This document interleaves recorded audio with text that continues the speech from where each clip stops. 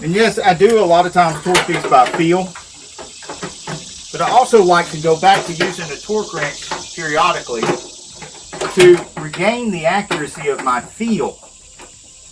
If you haven't used a torque wrench in a long time, how do you really know if you're feeling the amount of torque that you think you're feeling?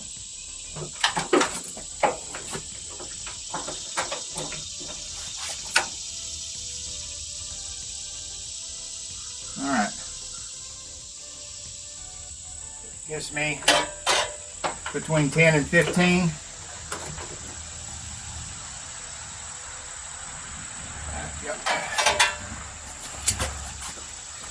I'm going to move this camera so you can get a better look at my torque wrench while I'm torquing these two over here. Okay, with that camera angle you should get a better look at my torque wrench.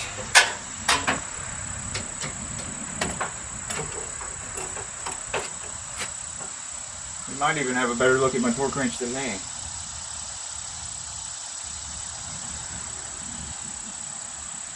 We go just a little over 10, maybe 12 or 15.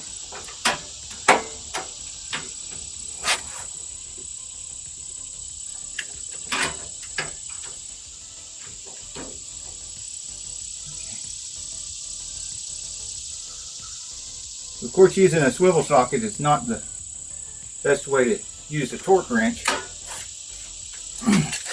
But swivels and extensions and stuff like that don't really interfere with torque as much as they interfere with impact. So if you're using an impact gun and you're trying to tighten things or loosen things, you could lose some of your impact in a setup like this, but you're not actually losing torque.